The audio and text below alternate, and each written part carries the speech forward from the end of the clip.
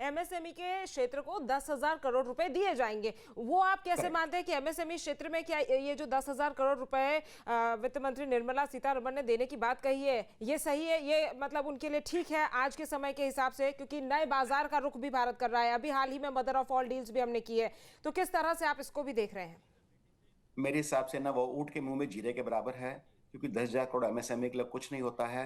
जहां पर आज की डेट में 30% भारत के जीडीपी अगर जो एमएसएमई पे डिपेंडेंट हो तो 10,000 करोड़ मायने नहीं रखता है। 10 लाख करोड़ होता तो मैं जरूर मानता कि यस बहुत बड़ा फिगर है। मैं ये मान के चलता हूँ इंटेंशंस है, लेकिन फोकस शायद अभी तक बहुत ज्यादा एफिसिस करके नहीं आया है जो आना चाहिए। क्योंकि एमएसएमई का मतलब है कि पूरे देश की मिडिल क्लास की अर्थव्यवस्था को डिस्टर्ब कर देना या उसको बढ़ावा देना। अगर जो वो बढ़ जाएंगे तो मान के चले कॉर्पोरेट तो बड़े बड़े बढ़ ही रहे हैं क्योंकि मोनोपोली के कारण, लेकिन जो छोटा उद्यमी है जब जब ये कॉर्पोरेटाइजेशन की तरफ बढ़ेगा, नहीं, वो चेन है, चेन अगर एक कड़ी टूटी तो जो बड़े भी हैं वो भी धाराशायी होंगे, क्योंकि वहीं से सब कुछ जाना है। एब्सोल्युटली बिल्कुल ठीक कह रहे हैं आप। सप्लाई चेन मैनेजमेंट टूट जाता है तो उनकी सप्लाई रुक जाती है। आज चाहे मारुति हो चाहे कोई भी हो, उनके पास सारे माल देने वाले कोई ऐसे नहीं कि सारे बड़े बड़े उद्यमी भी हैं, छोटे छोटे लोग भी हैं, और जो बड़े उद्यमी भी देते हैं वो छोटों से कहीं ना कहीं जॉब वर्क करवाते हैं। तो मैं आपकी बात से एग्री करता हूं, 10,000 करोड़ इस जस्ट एक टोकन मनी के हिसाब से है। मैं नहीं मानता कि इतना पैसा काफी था। मैं जैसे कह रहा हूं, मैं कहता हूं 10 लाख करोड़ के करीब हम एलोकेट कर देते तो पूरी भारत की काया ही पलट जाती और एमएसएमई कहां से कहां पहुंच जाएगा। उसको टेक्नोलॉजी के साथ साथ में कहीं ना कहीं हैंड होल्डिंग की सपोर्ट की जरूरत है। और जैसे मैंने कहा इंटरेस्ट सबवेंशन भी, और उनके लिए एमएसएमई के लिए 100% कैपिटल सब्सिडी होनी चाहिए, जो बहुत पहले होती थी जब लोग चाहते थे कि हर गवर्नमेंट चाहती थी मेरे स्टेट में आकर कोई इन्वेस्ट करे। और दुख की बात पता क्या है, आज बड़े मेगा अल्ट्रा मेगा प्रोजेक्ट हो, 1,000 करोड़ का प्रोजेक्ट है, उसको तो 100% कैपिटल सब्सिडी मिल जाती है। लेकिन जो लेकिन अगर एमएसएमई वाला बाइफरकेट किया जाए छोटे छोटे और बड़े उद्यमियों को, तो आप किस तरह से देखते हैं? क्या आपने जैसे कहा कि अगर 10 लाख करोड़ होता तो आप देखते कि ठीक है अच्छा निवेश किया है, लेकिन 10,000 करोड़ ऊंट के मुंह में जीरा जैसी बात आपने कही है। लेकिन अगर आप बाइफरकेट कर पाए कि ये बजट बड़े उद्योगपतियों के लिए और छोटे उद्योगपतियों के लिए, किस तरह से देख रहे हैं आप?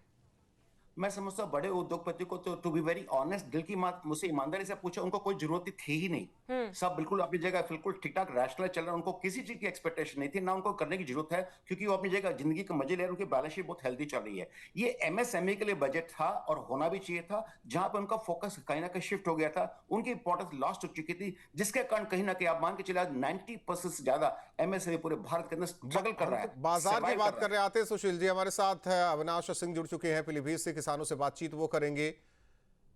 करीब 1.5 घंटे का बजट भाषण वित्त मंत्री निर्मला सीतारमण का सुना भी होगा किसानों ने, तो उन्हें क्या मिला है? कुछ उम्मीद थी, वो उम्मीद पूरी हुई कि अभी भी अधूरी है? अविनाश, किसानों से बातचीत भी कीजिए आप।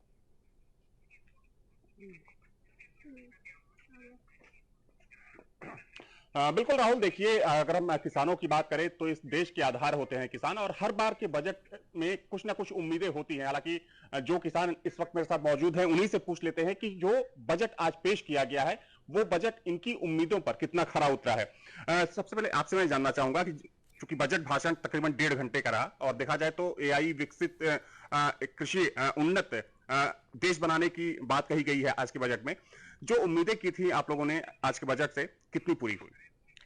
आज पूरी तो अब पता चलेगा कैसे क्या हुआ क्या नहीं, पूरी जानकारी नहीं है हमें इस टाइम पे। तो हमारा कहने का मतलब है ये पशुधन पशु पालन के लिए जो था हमारा किसान अभी इतना थोड़ा पीछे चल रहा है, हो गया कुछ समय से उन्नत नहीं हो पा रहा है, तो उसके लिए उसको उसके संयंत्र या उनके जो इंस्ट्रूमेंट हैं वो उन पे सब्सिडी देना चाहिए और पशु पालन के लिए बढ़ावा देना चाहिए, जो कि जिससे किसान को और अलग से आमदनी हो। और इस चीज से थोड़ा सा पीछे, क्योंकि कुछ हमारे लोगों की ही कमियां इसलिए है कि थोड़ा सा हम लोगों को सब्सिडी मिलेगी, सब कुछ मिलेगा तो आगे बढ़ावा मिलेगा। ठीक है, हाँ जी। आपसे आप आ जाइए, इधर आ जाइए, इधर आइए। आज के बजट में कहा गया है कि कृषि को उन्नत बनाने के लिए एआई यानी कि आर्टिफिशियल इंटेलिजेंस का इस्तेमाल किया जाएगा कि किस तरीके से उत्पादन बढ़ सके, किस तरीके से उत्पादकता बढ़ सके। आपको क्या लगता है कि एआई को अगर लॉन्च किया जाता है एग्री सेक्टर में यानी कि कृषि के क्षेत्र में, तो किसानों को उससे कितना फायदा मिलने वाला है? तो किसान यही सोचता है कि अपना रेट अच्छा मिले, अपने फसल का रेट अच्छा मिलेगा, किसान खुश रहेगा, यही चाहते हैं। नहीं, अगर सरकार आधुनिक तकनीक का इस्तेमाल करवाती है, किसानों को कुछ ऐसी टेक्नोलॉजी देती है कि वो अपनी खेती किसानी में उसका इस्तेमाल कर सके ताकि जो उत्पादन है, जो उत्पादकता है वो बढ़ सके, तो आपको नहीं लगता कि उससे किसानों को भी सीधे तौर पर फायदा मिलेगा? अगर आधुनिक कृषि हम करें। हाँ जी बिल्कुल जी, मिलेगा, फायदा मिलेगा क्यों। यही हम लोग सब चाहते हैं सर कि होना चाहिए। जी, आप क्या कहना चाहेंगे आज के बजट को लेकर? नहीं, अगर वो चाहते हैं तो हम ये फायदा करेंगे यार, ये अच्छी सी टेक्निक लाएंगे, अच्छी सी सुविधाएं लाएंगे, तो हमें पूरी उम्मीद है भाई ये सरकार अच्छा काम करेगी तो हमें फायदा होगा। और यही तो हम कहते हैं, हमारे फसल अच्छी बिके, अच्छा रेट मिले, अच्छी हमें खाद मिले, अच्छे उन्नत बीज मिले हमें। तो इसीलिए तो आजकल जो ये टाइम है, आजकल तो उन्नति का ही है, जो युवा पीढ़ी आ रही है वो उन्नति की तरफ अग्रसर है, तो ऐसे ही हमें सरकार से उम्मीद है अभी वो अच्छा काम करेगी। ठीक है, बुजुर्ग भी एक है मेरे साथ। क्या नाम है आपका? गुरबाज सिंह सर। गुरबाज सिंह जी, जो बजट आया है, हालांकि बहुत सी चीजें भी निकल के आनी बाकी है, लेकिन जो अभी तक जानकारी आई है कि सरकार चाहती है कि कृषि में उन्नत कृषि हो, टेक्नोलॉजी का इस्तेमाल किया जा सके, ताकि जो उत्पादन है यानी कि जो क्षमता है उसको बढ़ाई जा सके। तो क्या कहेंगे आज के बजट को लेकर, और जो सरकार सोच रही है किसानों को आगे बढ़ाने को लेकर? सर अच्छी चीज़ है, अगर सरकार कुछ किसानों को आगे बढ़ाना चाहती है और कुछ हमें सहायता देती है, साइड बिजनेस जैसे पोल्ट्री फार्म हो गया, कुछ गऊ वाला, ये पालने वाला, डेयरी वाला हो गया सर, तो उससे किसान को साइड बिजनेस मिलेगी सर, बड़ा लाभ होगा। और सर बाकी हम लोगों की डिमांड यही रहती है कि हमारी फसल हो, अच्छे रेटों में बिके। एमएसपी पे जो है सर थोड़ा उस पे अब की बार जो हुआ है, अब की बार ये अच्छा नहीं हुआ है, काश्तकारों का धान बिल्कुल भी नहीं ढंग से लिया गया है, तो हम लोगों को औने पौने भाव में मिलों में ही धान बेचना पड़ा है। तो इसलिए सर हमारी लोग मतलब यही उचित सोच मूल्य मिले किसानों को। उचित मूल्य सर ये है ना, गवर्नमेंट खरीदे, गवर्नमेंट अपने आप खरीदे ना, गवर्नमेंट तो खरीदती नहीं है, तो ये जो मिलों वाले हैं, बनिए हैं, ये लोग सर खरीदते हैं, हमारी मजबूरियां हैं, हम लोग मजबूर बस हो जाते हैं।